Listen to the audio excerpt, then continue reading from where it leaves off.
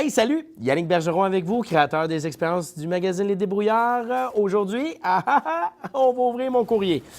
Alors, voyons voir, on a des questions. Ben oui, questions. Question provenant de Annie. Annie aimerait savoir pourquoi ma glu magnétique rouille après un certain temps. Oh, la glu magnétique, ça fait longtemps que je n'ai pas entendu parler de cette glu. Une glu qui n'est pas facile à faire, je dois avouer. Je vais essayer de t'aider, ma belle Annie. Alors, qu'est-ce qu'on va faire? On va apporter les ingrédients qu'on a besoin pour faire notre glu magnétique. Probablement que tu as utilisé de la laine d'acier, hein? Belle laine d'acier, oui, laine d'acier. Dis-moi qui est le plus beau. Non, c'est pas vrai. La laine d'acier, ce qui est intéressant, c'est quand on la coupe avec le ciseau et qu'on l'incorpore dans notre glu qui est fait de colle blanche, de borax en solution et finalement d'eau, eh bien, on obtient souvent des petits copeaux de limaille de fer qui finissent effectivement, grâce à l'eau et à l'air ambiant, à rouiller.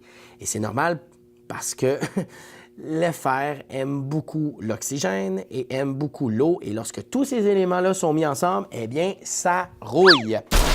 Merci. Alors, je vais te donner un petit conseil.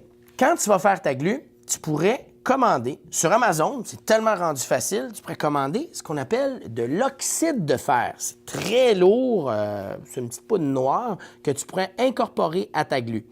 Alors, ce que j'ai pensé faire aujourd'hui, c'est que pour remédier à la situation, je vais te fabriquer de la glu magnétique, mais à un niveau supérieur. Pour faire ça, on va prendre un bol. Et là, je te conseille fortement de mettre des gants parce que la poudre d'oxyde de fer est très tachante. Alors, on va mettre nos gants comme ceci.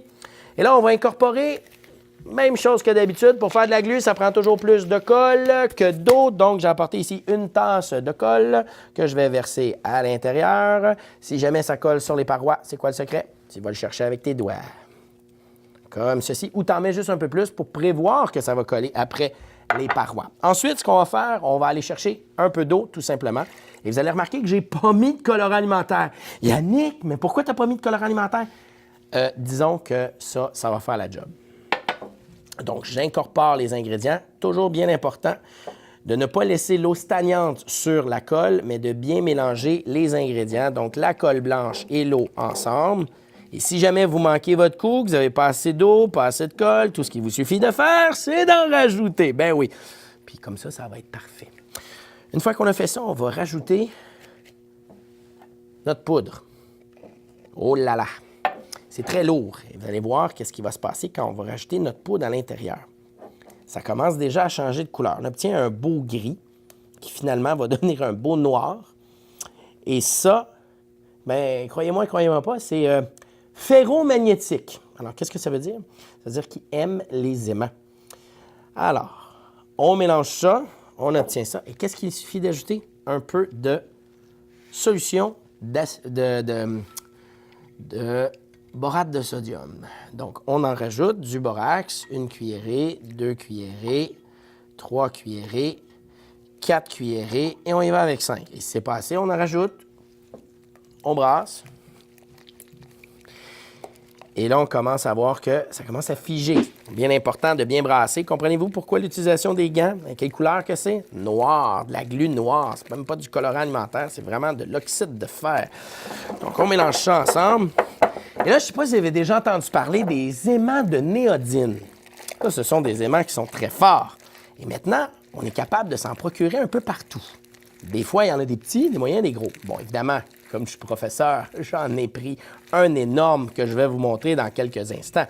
Donc là, comme on peut constater, ça commence à coller sur mes gants. C'est parfait. Je vais donc retirer mes gants pour pouvoir le mettre dans mes mains parce qu'à ce moment-ci, c'est vraiment difficile à manipuler.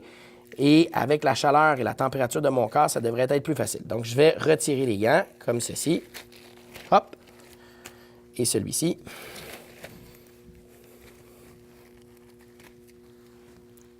Wesh! Et là, on obtient notre glu. Je vais tasser le matériel. Bon, si vous voulez savoir, c'est ça de l'oxyde de fer. C'est très lourd. Et ceci, oh boy, c'est un aimant de néodyme.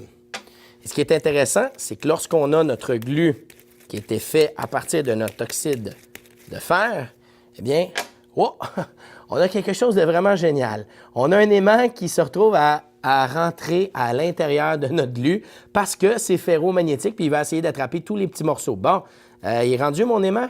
Il est ici. Il se promène, donc je peux le sortir. Je peux le mettre juste là. Et si je le prends, que je le dépose là, à la lumière, ou même, on va voir que c'est vraiment de la glu, et que je le dépose sur le dessus, hop, on a vraiment l'impression qu'il est aspiré. Est-ce que tu vois bien, Eric? Oui, mon caméraman, il fait un signe de tête. Alors ça, c'est vraiment génial. Si vous n'avez pas des aimants comme ça, vous pouvez utiliser aussi des barres magnétiques conventionnelles de céramique. Ça va être sûr et certain que ça va être moins spectaculaire. Mais avec un aimant de néodyme, ce qui est le fun, c'est que dès que tu laisses aller, ça rentre à l'intérieur comme par magie. Annie, est-ce que j'ai répondu à ta question?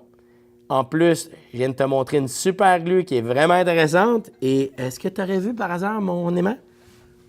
Vous l'avez vu, hein? Hey, bonne chance!